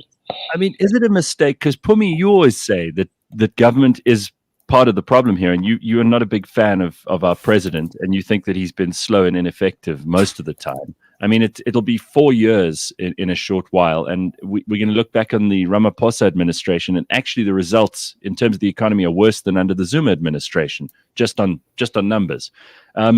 Bulelani's talking here about government and the fact that they are the cause of and not the solution to so many of our problems. We've got to move away from a dependence on them. Clearly, they don't know what they're doing. Is there any role for them in helping to build the economy in this case? Yes, they just get out of the way. Yeah, get out of the way, right? Yeah. No, really, it sounds counterintuitive, right? But actually, the role of government is to create conducive environments for business. So they need to get out of the way. They need to have less red tape. They need to have less taxes. They need to get out of the way of small business. Small business is the way that the world works. I mean, in America, their economy is made up, I think like 95% of the economy is small businesses. And if you think about it, right, we have a Fortune 500, which are the 500 top listed businesses, but they have thousands and thousands and thousands of businesses there. Who are those businesses? Small and medium enterprises who are employing between 3 and 6 people. That's what we need more of. We need more of that kind of business. And those businesses they don't have a department of small businesses in America. They don't. We have a minister who's supposed to be in charge of helping small businesses in this country. Mike, I see you shaking your head. Obviously, our Minister of Small Business has done absolutely bugger all for small business. Am I being unkind? Yeah, you're being honest. And the thing is, it's the mistake our government makes is they think they can choose the businesses that are going to succeed, and they think they can find the partnerships for those businesses to succeed. And I think that's a major mistake. I'm very encouraged, just as a start, by these 2 young people, Gareth, who I think understand far better what South Africa needs than our government would understand. And on a quotation that I don't normally do, but it was Ronald Reagan, I think, that said, one of the biggest things to fear is when somebody says, I'm from government and I'm here to help. And in this situation, yes, we need government to help in certain ways. We want the infrastructure, we want the roads, we want the dams, we want the sewage to work. Right. And that's the type of help that government should do. And maintaining law and order is what government should do. Educating at a high standard our people is what government should do. And my impression is that they've lost that battle. And it's on the education side, I think we are making strides to a certain extent. But on the infrastructure side, which I look at in hard economic numbers, government spending on infrastructure is less than 3% of the economy for the last decade. It is abysmal. And that's a major problem, because it means I'm not getting township number 1 connected to suburb number 1. I'm not getting all those connections done. And I think that's a terrible thing that's happening. And when government doesn't invest, then businesses are less likely to invest, even if they are making profits. So in South Africa, our total investment is under 20% at the moment. The typical country in the world is probably 25%. The typical emerging market is a bit higher than that, driven by China largely. But even if you leave out China, you're probably looking about 26, 27%. So every year we're not investing in this economy, we fall behind. There's new roads, new rail, new ways of doing things. And then the businesses, they don't invest in the machinery and stuff because they're not making the profits on the one side, and they feel that government interferes too much on the other side. So, we are falling behind. I think these conversations that you're having here are very important and need to be put more in the mainstream without slogans. And I think that's But unfortunately, Mike, the mainstream media have no interest in doing anything but sloganeering, and they have no interest in anything but pushing an agenda, because that's how they make their clicks and that's how they get their money. And most of their business is probably not the kind of business we would call honest in a South African sense, where they have to be honest with their audiences. So, but back to you, Bulelani, I want to find out what's happened in Tembisa since Tuesday, because it's not as if you guys have been sitting on your hands waiting for government. You've been making moves. How are people doing, and how are they rebuilding? What's the general consensus on the street at the moment? I think the general consensus, and I think so the work that Tembisa in itself hasn't. I mean, there's a section that was looted, but I think the community stood up quite early and quite quickly, so that sort of averted that. The situation is presently calm. But then you find that some of the entrepreneurs that you work with in other parts of the country, KZN, your Mamelodi, the Val, have been directly affected by the looting. Now, I mean, just to paint a picture, I mean, I think in one of the sessions that we had with you earlier on this year, talking about the report, I mean, one of the pieces of the report I'd like to pull out is the fact that 80% of small businesses don't have business insurance. Now, that was from a pool of over 6,000 entrepreneurs that we had worked with between 2019 and 2020 early, right? Now, over and above the fact that we've been in lockdown for over 18 months, that lockdown and COVID-19 has exacerbated the situation, meaning that even if I had insurance, I'm not going to pay premiums over putting food on the table or paying staff members or the sorts, right? So the impact of it is catastrophic. So it's sort of left left a bad taste, but also it's that reminder, where I think as an entrepreneur who's in the township, you constantly tell yourself that you are on your own. And I think what we've sort of done is to say, we're taking it upon ourselves to realize that majority of them won't be able to come back. They don't have anything to fall back on. How then do we then organize ourselves and rally individuals or institutions that are willing to drive the message? So I think in this particular case, we weren't waiting for any partner, any individual to sort of drive a sort of short-term relief so that we can work on something more long-term to get the entrepreneurs back on their feet. Because I think the ripple effect of that is that it drives the economy further into a slump with more jobs, more people being retrenched. And I think the socioeconomic impact of that becomes catastrophic. I mean, I think you will see when we did the pre-COVID-19 challenges that entrepreneurs that have arisen, pre-COVID-19 that entrepreneurs had, and during COVID-19 and the lockdown that were on the rise. I mean, one of them that were on the rise was business crimes, especially in the township, more especially for the standalone businesses. Because of the socioeconomic impact, one could say it's the drugs and nyaupe, one could say it's unemployment, one could say it's actual criminal elements that are now targeting local businesses because they are restricted by lockdown. And you could also say it's because we've got very bad policing. I mean, our police were pretty much useless on Tuesday last week as well.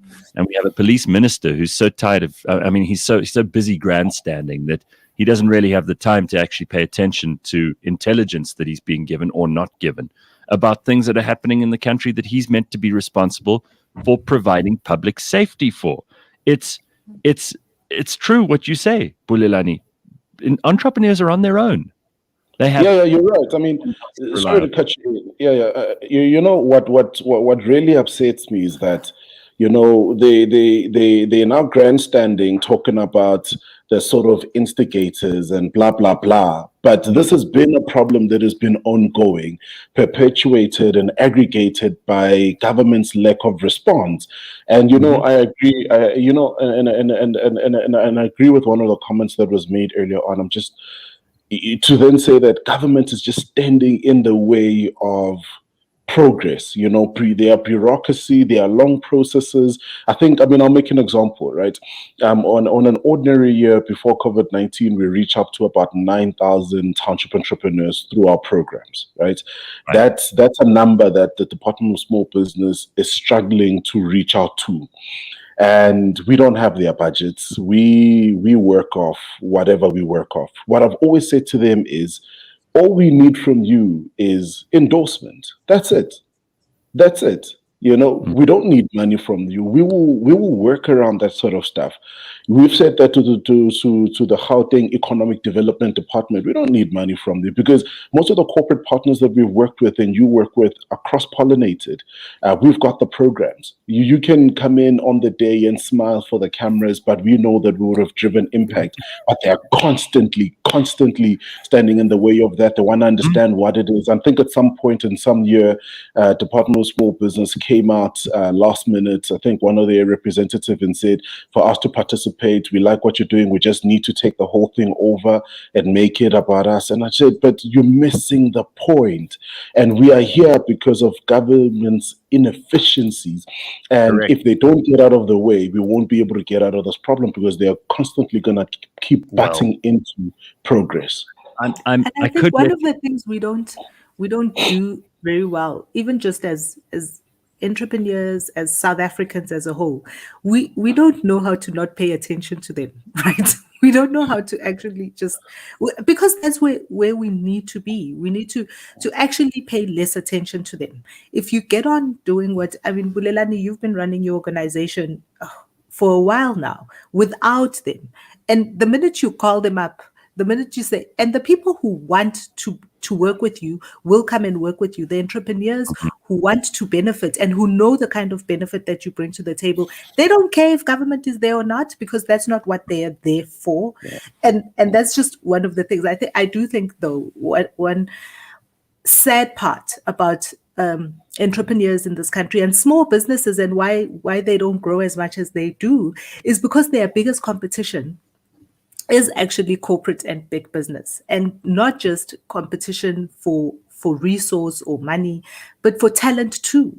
So a lot of entrepreneurs, a lot of small businesses, my parents have a shop or have some kind of small business, and they take money out of the till to educate me, and they don't get that return. So they invest in my education, but I want to go work for Standard Bank. I don't want to bring my brain and intellect and all the information that I've learned and all the skill that I've acquired back into that business. I'd rather go and work for a big business. And I think it's one of the things that we kind of need to start reorganizing also as individuals within our society, is how do we grow our own businesses. I mean, I spoke to you about the American economy.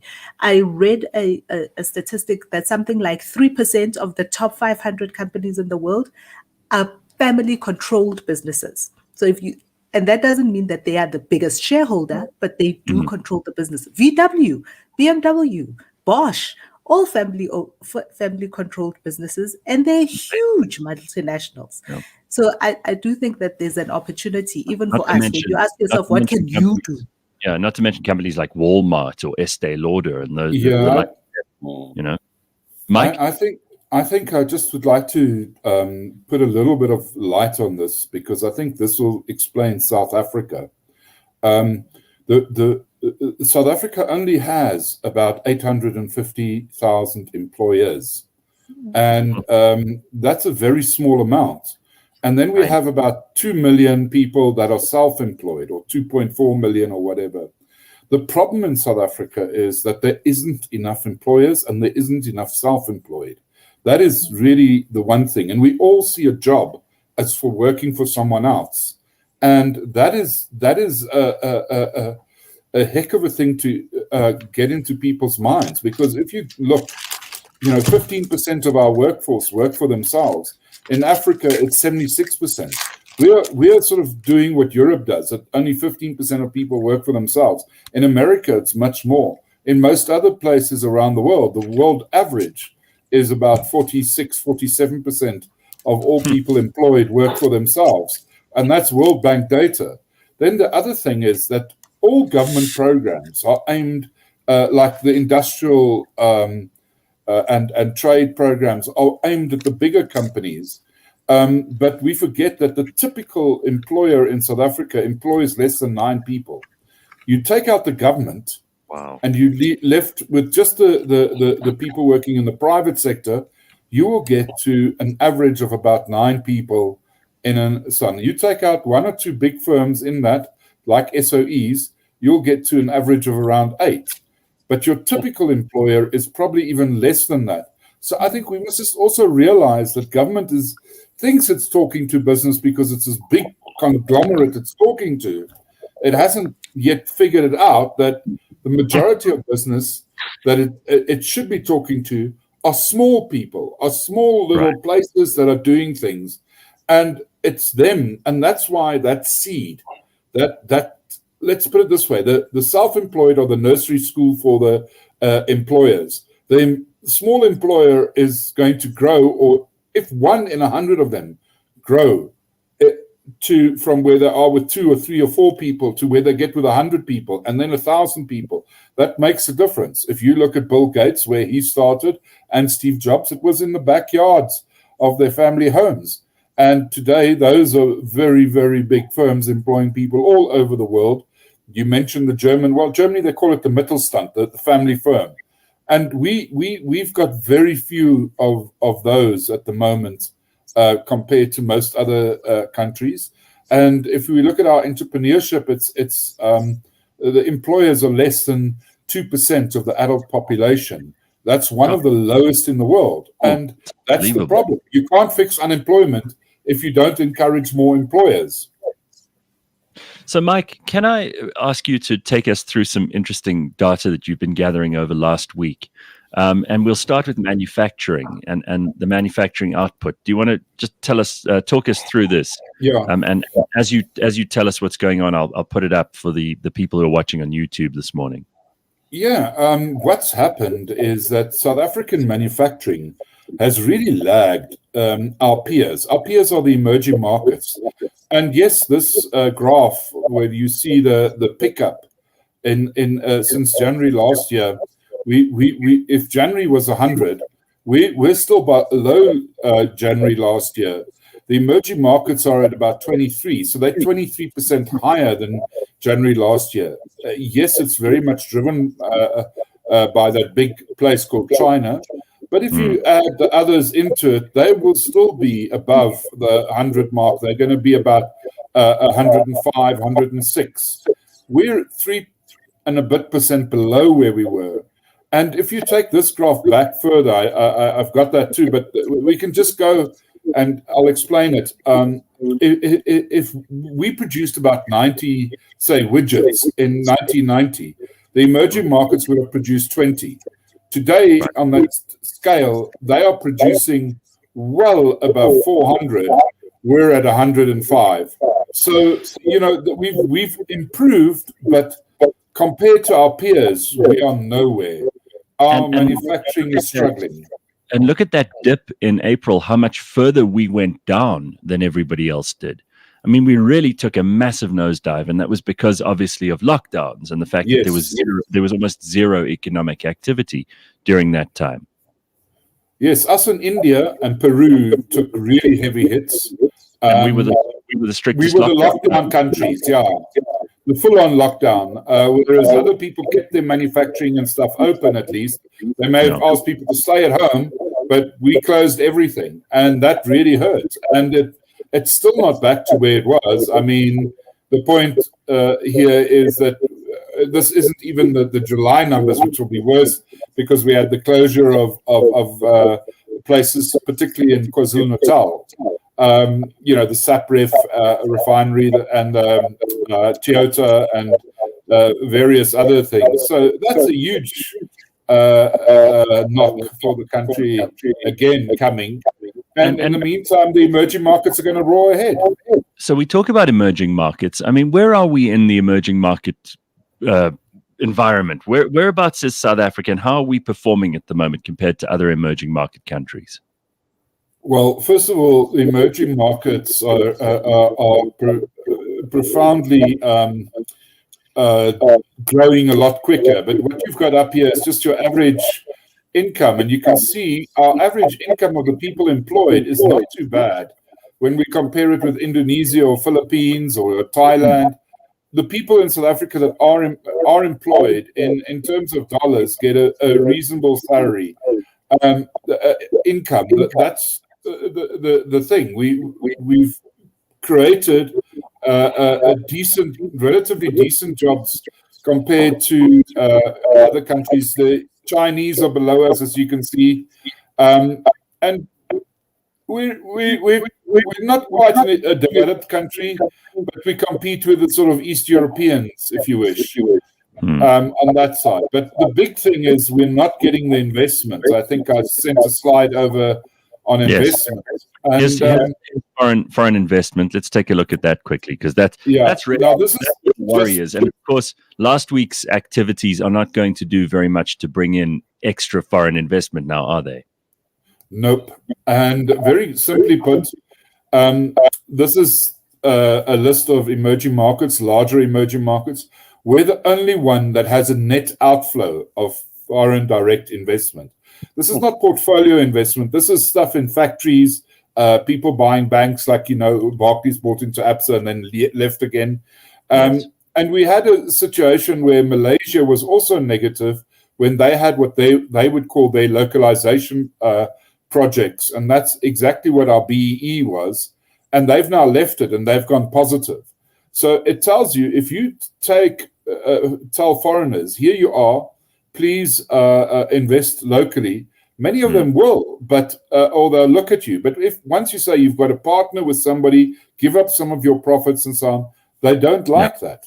And so actually your country doesn't benefit. BEE is elite enrichment in a way. And these figures on the sun, I mean, even leaving out China there's no other emerging market in the top 25 emerging markets that has got a negative or an outflow, a net outflow of job opportunities, if you wish. And this is the country in the world with the highest unemployment rate. It doesn't make sense at all. It's perverse. It's perverse. Okay, so Bulelani and Pumi, what do you want to say to those things before we move on? I mean, those are obviously very, very dramatic looks at what the real world situation is in hard numbers. Yeah, I think sorry. Now, I think for me, numbers bring everything into reality and truth, right? And I think, I think to agree with what Mike's sentiment there at the end. I mean, BEE in and itself is an elitist enrichment, because it hasn't affected the change that it needs to. And to a degree, one would even go as far as to say that it's enriched comrades. But you as the ordinary entrepreneur who wants to participate, who wants to at a heightened level, and I think most importantly, right, at the level of these equity deals when a large organization or corporate wants to come into the country, and I think that's the biggest challenge, that the very same people that are supposed to be driving the economic development, you as a small business or as a corporate are competing with these same people, because for the fact that the deals land on their table, the new entrance into the market, it lands on their table, they would almost think, well, how do they eat and participate? And that's the biggest challenge, that the public servants are actually self-serving. Yeah. Well, I mean, we've got our president's one of the richest men in the country through BEE.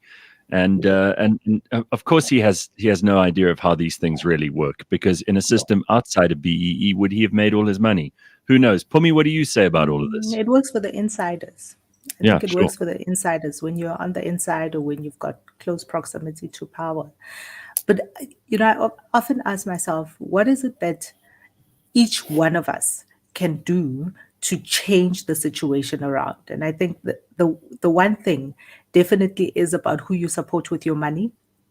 And of course, it's you're not buying TVs from South African manufacturers, but there are many things. If you look around your budget and where you spend what, there are many things that you can do to support small businesses, to support local businesses. And that's where we've got to start. And then we've got to think a little bit laterally about who does what. So when you're starting a business, you've got to think about, if I start this business, what need am I going to cover in our society? What do the people around me want, need, buy? And that's how we've got to start thinking about it. Starting a business it's like raising children. I think, you start very small and it's crawling and it's like you got to wipe it and wash its face all the time.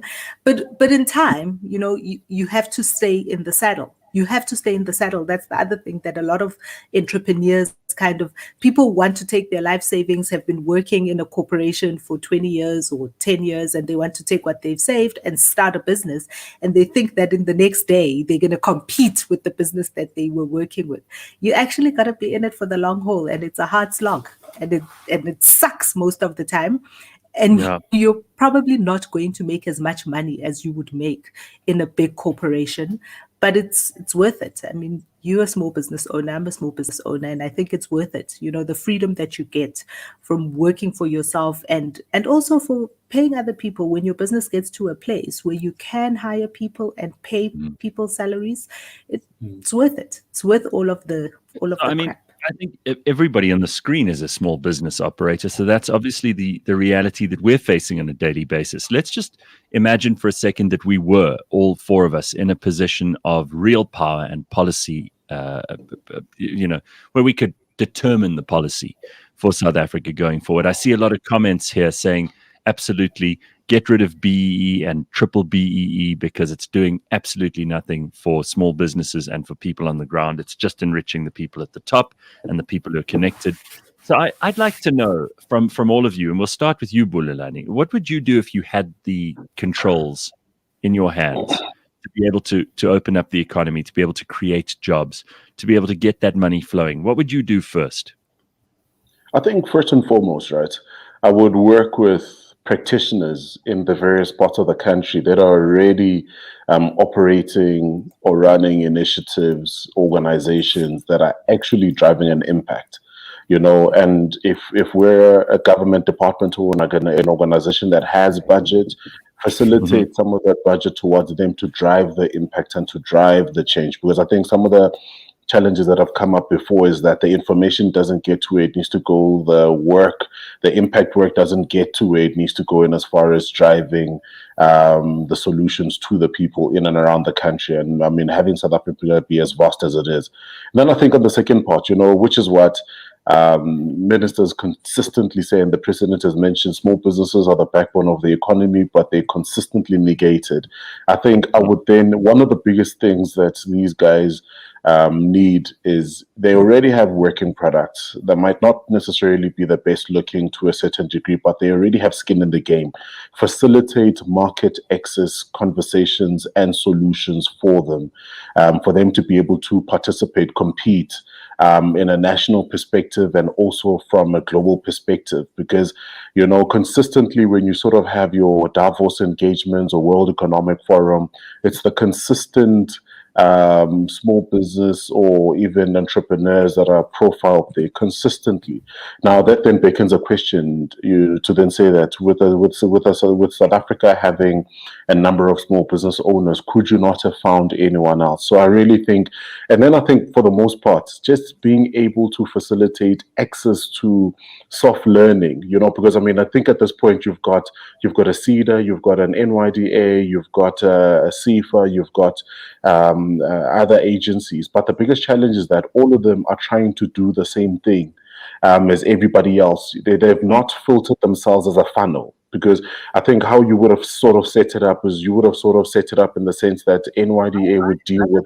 I would argue that they don't even necessarily try to do the same thing. They just try to say the same thing. There's no actual action at the end of all of this. All these organizations who are meant to do things for other people, but actually all they are is talk shops. Nothing but talking. I don't see any activity. I don't see anyone actually doing things, investing money, helping businesses get off the ground, giving people resources, the training that they might require, the infrastructure that Mike was talking about earlier. Those are the only things government can do. The rest of it is just talk. So what about you, Mike? What do you say? I saw you nodding along to most of what Bulelani was saying there. I like Bulelani. I've had no problem. I think what he's saying is right. The other thing is I would like to say is if government gets out of the way with, for example, mining regulations that prevent people from actually mining, you will get the big businesses investing in new projects. Once you do that, that'll spread. They'll employ people, and those people will buy from the small businesses, or they may themselves buy from the small business. So if you get rid of the BEE, the mineral regulations, many others, you can have labor laws. For the bigger businesses, they can handle it. They've got HR departments. But any business under 20 people, they have no, they just end up in front of a CCMA all the time. Yes, people must be given a notice. Yes, people must have, you must have a sort of fair system. But if you can't employ somebody at the moment because your business taken a hit, instead of the business falling, let that small business adjust itself very quickly. All those sort of things need to be put into place. The focus on small business should actually also start in the education process. So change people's minds. Tell them small business is what it is. And it's not easy, as Pumi pointed out, but it is an honorable and a brilliant way. And the other thing is people give up too easily. So we want to change that mindset. It's as well. And then I think, other things that small business need, you can put into the school system already. Yes, a lot of people do accounting, but let's do accounting for small business and the marketing, the access to markets. How do you market yourself? How do you think? And also, how do you differentiate yourself? If you're the 10th person I see on the road selling oranges on my way down to the Kruger Park or something, I'm sorry, you're not going to make it. We need to find ways where people are allowed the mind space for themselves. And I know it sounds complicated, but I'll give a practical example. If we're going to spend money on education after school, and people aren't going to university here or anything, but you could have a program that tells people what marketing is and that product differentiation is, and plants ideas in people's heads, because we've got to get away from the copycat small business as well sometimes, because that makes it very difficult for that guy to make enough money or girl to go forward, and that is practical things So we Mike, need. how about things like, Pumi, what do you think of this? I mean, there's suggestions here. This is obvious, but we don't say it enough.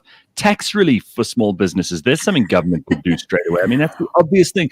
Cut the taxes for small businesses. You want to see them grow? Yeah. Garrett's saying, give 500 companies a 5 million rand startup and watch the success rate change. That's Even more than just the startup capital, one of the things that most small businesses, and Bulelani will baby out with this one, most small businesses need is operating capital. So access to cash so that you can operate, so you can get the stock, so you can supply your customers, so you can give the service.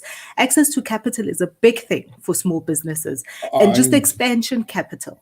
You know, the one thing I would also do that I think would make a tremendous difference is both in private sector and public sector. I would so get rid of the procurement department, shorten the distance between end user and supplier.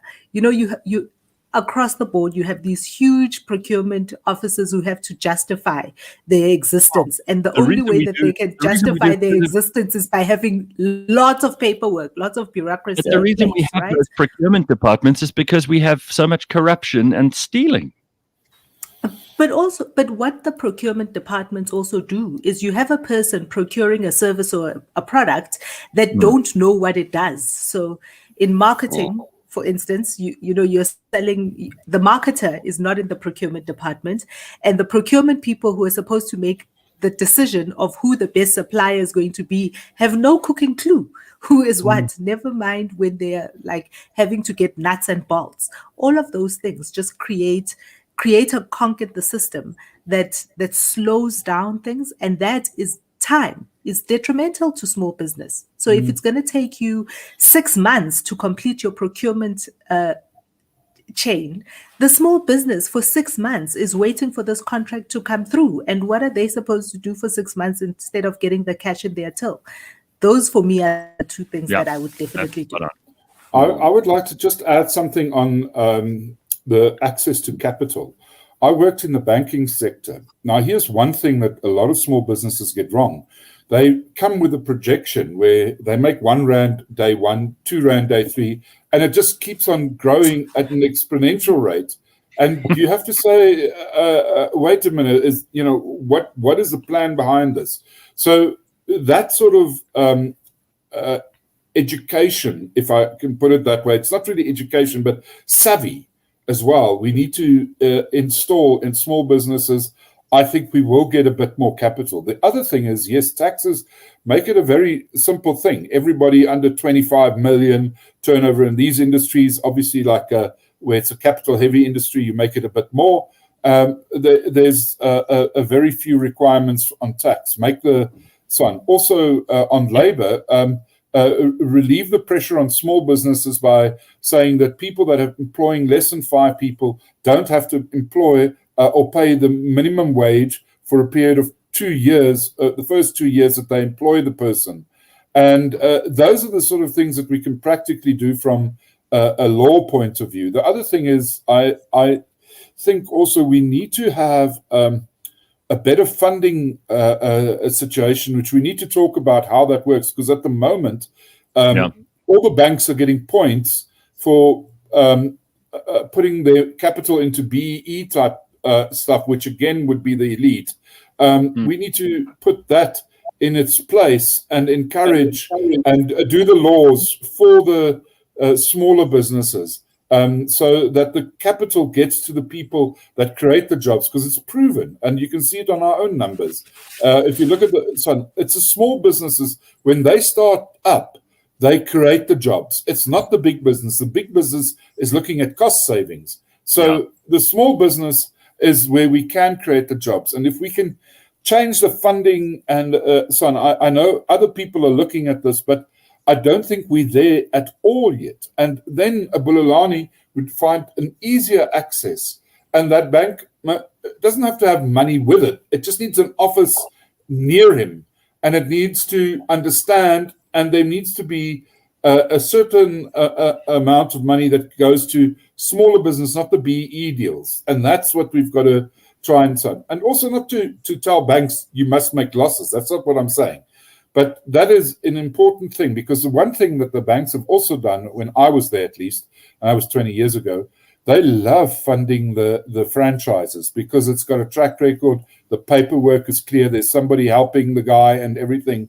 But we need to think beyond that. We need to have somebody helping the small business connect with the funding a lot better, and not just via a franchise. Well, Mike, it's also a little bit of it has to do with people who are within the government funding levers have to understand that their job, unlike a bank's job that is to make money, their job is to stimulate growth. So we mustn't be afraid to fail, right? Don't be afraid to put money into a business that has a good idea and has a good jockey, the person and their ideas and their skill and their interest and their passion, because you'd rather have that person start 5 businesses and fail because the 6th one will do well, but if we're afraid to fail, if we're afraid to back people and give them the confidence to start up and try new things and keep trying, which is one of the problems that we have, not just at the banks, but also at the IDC, for crying out loud, at the small funding operations. Those guys, unfortunately for them, they couldn't get the jobs in the big investment banks, and now they're sitting here and they think they're going to do the same thing that they would have done at that bank. But that's not their job. They're talkers. I just want to refer to something Michael says here in the comments. He says, in uneducated traditional communities all around the world, eloquent speech is misidentified as action, even by those who are doing the speaking. The media must stop entertaining eloquent bullshit as evidence of activity. And that's true in so much of South Africa. I mean, in corporate South Africa too, you have boardrooms full of people where there's a whole lot of what appears to be diversity and inclusion. But actually what it is just more and more talk and less action. We have companies that are paralyzed, that don't get contracts signed on time.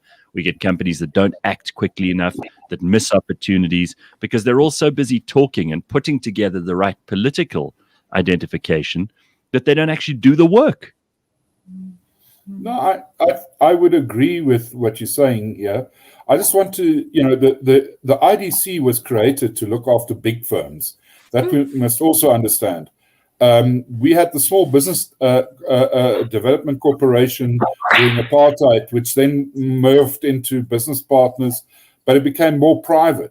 We need to bring that sort of thing where the banks jointly, with a bit of government funding and training behind it and so on, encourage that small business. We've lost, I think, that focus on the small.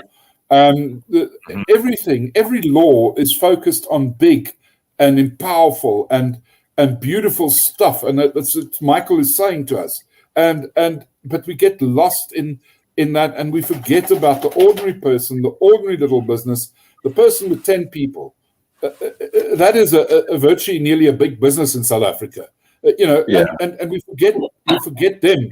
But the government likes cutting ribbons. If there's a Transnet and there's 80,000 people employed there, it's a beautiful ribbon to cut, and it shows importance. But we forget the basic fact of those important, ordinary, small businesses all the time. And our policies, and I'm not asking for government help. I'm like Bulelani saying that just a little bit of guidance, open it up, make sure that there's no cronyism with stuff that government gives out, and focus on helping them and how every part of an organization that looks after them must be, how do we train? How do we help them access markets? How do we get them to become bigger? How do we install talents? And those are important things. And the talent will come and grow. As Puli said, some will fall by the wayside, come back, fall by the wayside. It's fine. And that's the other thing. In our mindsets, we must say failure for an entrepreneur is not necessarily a success, but it's definitely not a failure. In other words, if somebody falls over, doesn't make it as a business, and they try again, that's fine. That is how it works in real life. And that's what we want to see.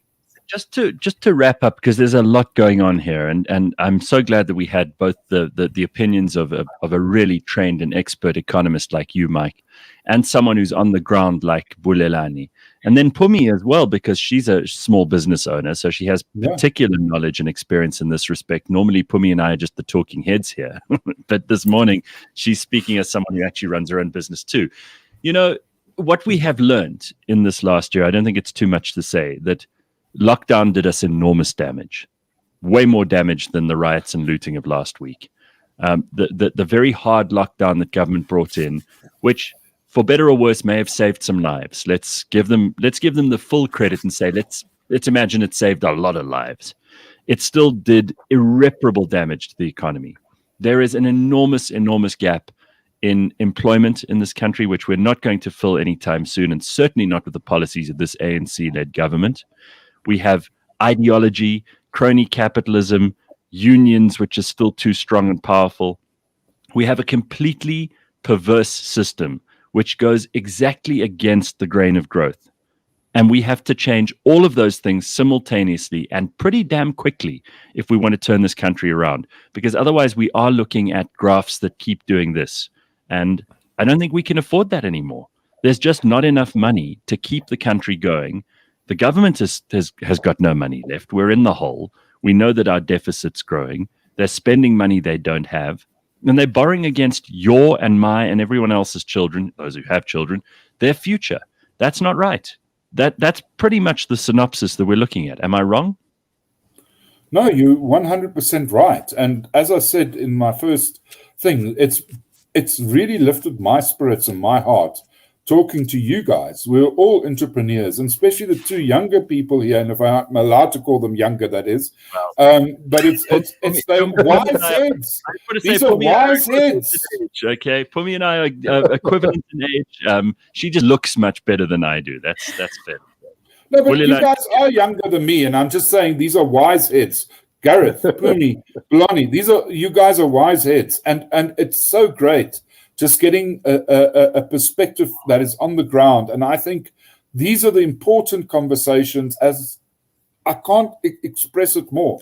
And yes, we're still a bit flaky, but once we get these conversations going, I think it's brilliant. I think these people that are on this show, are all entrepreneurs, and they are wiser than 99% of people out there, probably easy 99.9. I just want to say thank you. Well, thank you. I mean, Mike, it's taken us a while to get you on the show, but now that you're here, you're raring to go, and I hope we'll have more from you in the future. Very, very good to see you. Thank you for joining us, Mike. Thank you. So that's Mike Schussler, and he can be found at economist.co.za, and you can find all their information there too. Useful info that he shared with us this morning. Bulelani, keep doing the good work you're doing, my friend. It's always a pleasure to see you, and I know how the people in not just Tembisa but townships all across the country rely on the excellent stuff that you at the Township Entrepreneurs Alliance are doing. And all I can say is... Give him an ad. You must tell people where to find you and to follow you on your social media. Yeah, absolutely. Go for it. Free advertising. Go for it. Thank you. So I think if you want to access info on what we do, what I do, so all social media platforms, it's Bulelani Balabala, and our organization is Join Us for Tea. Simply Join Us for Tea. You'll find us on Facebook, Twitter, Instagram, and all the info on the current intervention that we're running to sort of champion and rally our partners to help small businesses get back up. Thank you. Thanks, Pumi. Let's do it. And Pums, if this isn't one of your calls to action, I don't know what is. Here you are always saying every week on the show. Dude, start the business. If you have an idea, start the business. Don't be afraid to fall. Don't be afraid to fall. Don't be afraid to fail. Just keep doing it. Keep trying. You only need one good idea to work once. But if it takes 10 tries to get there, that's fine. And this coming from Pumi, who is currently in the heart of the beast in Pietermaritzburg, where all the action was going down last week. Pumi's not afraid. She goes there and she tackles it right at the jugular. So well done, Pums. Nice to have you on the show as always. And we will see you tomorrow on cliffcentral.com. Thank you very much for joining us. Thank you. That's all we got time for today